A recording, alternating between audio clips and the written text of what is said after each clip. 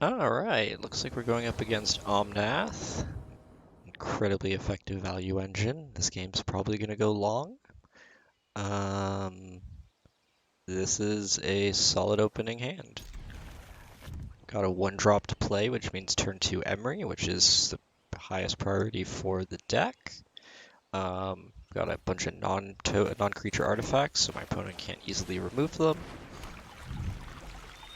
Hopefully we hit a creature off of Emry so we can get some board presence going. That's also a pretty big creature just off the top of the deck, which is nice. Alright, what are we working with this game? Only one creature. It's currently far too expensive to play, but Affinity for Artifacts makes that change very quickly. Okay, let's see. Really would have liked to, well, I need to draw a land off the top next turn. Let's start by drawing cards, assuming my opponent isn't going to counter this, but honestly I want my opponent to counter this. Thank you! Because Witch's Oven is the most important card to get on the battlefield in a matchup against blue decks, because it means that if they hit Emry with like a Frogify effect, I can just sacrifice her and replay her the next turn. So you definitely, when playing against blue decks, you can, because the deck is capable of playing 2 or 3 or 4 spells in a single turn. You can sequence things properly so that you basically you can make your opponent counter things that you don't actually care about. And, then you get to make openings for your 7/7 tramplers. I'm not going to attack here. That's greedy.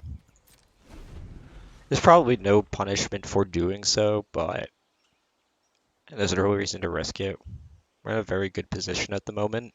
My opponent is likely wanting to play a 4th mana and play Omnath, which is totally fine by me, because if I draw a land off the top, I can play Sword of Body of Mind, Equipment as Rakdos, and swing for a 9/9 Trampler, making a 2/2 token.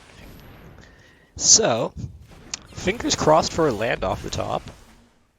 My opponent has put his 4/4 into play. And alright, this is exactly what I was hoping was going to happen.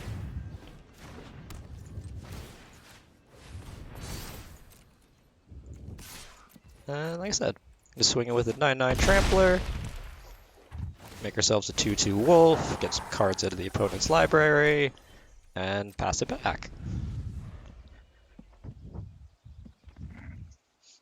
Alright, so my opponent's going to do a bunch of things this turn, and by that I assume they're going to play a bunch of lands, and Omnath's going to trigger a couple times, and then they'll play some big thing. Oh, no, not even. Okay. My opponent wants to chump block.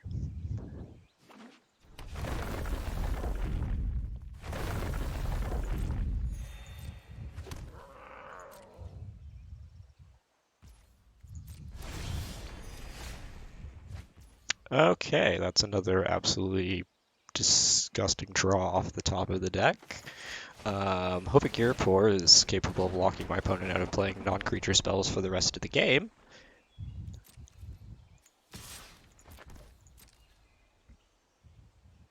Alright, swing in for some trample damage, make ourselves another wolf, get some more cards out of my opponent's library.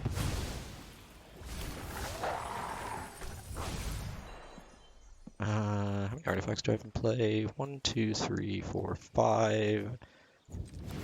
And then just to really bring it on home, let's play a 2/2 flyer that draws me 2 cards. And, sure. Just cast Bubbling Cauldron, because it's not doing anything in my hand. Alright. Once again, my opponent is looking to chump block.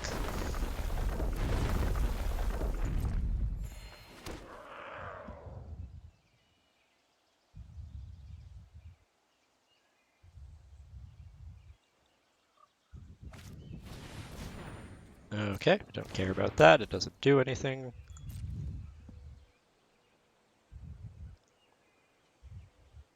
My opponent really can't attack because I just throw 2 wolves in front of him. And, you know, in case we weren't as far ahead as we absolutely needed to be, we're, you know, 2 lands away from playing Ugin. Alright, I'm going to start by going to combat, because that way if anything happens tricky in combat with my opponent blocking, I can just recast whatever they kill with Emry. And yeah, my opponent's going to have to trade most of their board.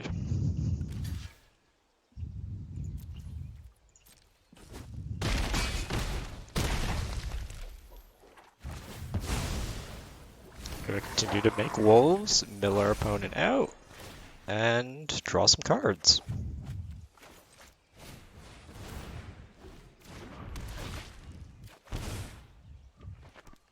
And insurance against removal or sweepers. Well, unfortunately, it's actually not. I should have kept that in hand because there's no gray. There's no. Yeah, he doesn't do anything on the battlefield right now because there's no artifacts in my graveyard. All right, here's where my opponent needs to play a.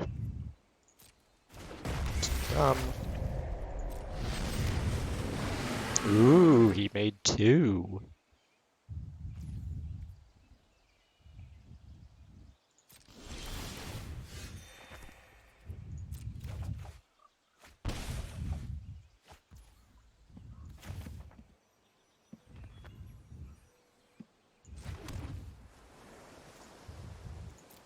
Alright, I'm going to swap my equipment over to the creature that can't be blocked.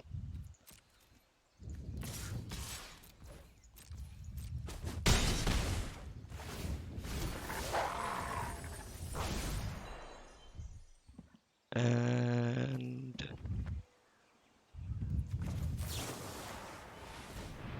get him out of here.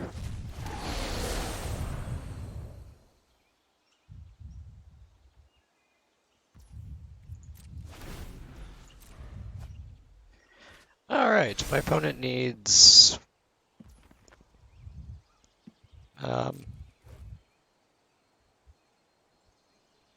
Alright, let's see if that's going to actually be enough for him. Let's see, he's got 16, 20, 24 power on board, so he can't swing for lethal. I should have read Kiora's Best the Sea God. If I had remembered that was a thing, I would have used Resculpt on his upkeep, since it's obviously an instant. So yeah, I may have just thrown this game, but let's see. Obviously not out of it. Just need to make sure my opponent doesn't lethal me this turn.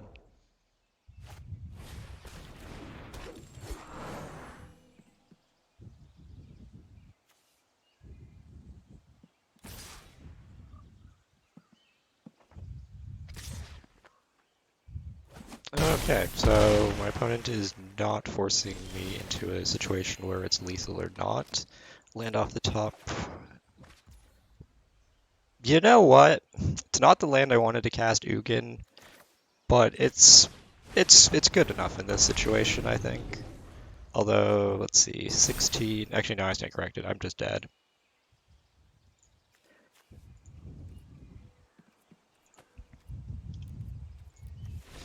So, yep, I screwed up.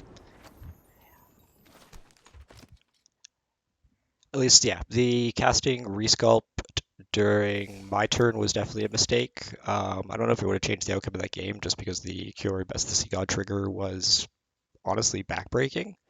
But yeah, I think that was a really good demonstration of the power of the deck, and I hope you enjoyed.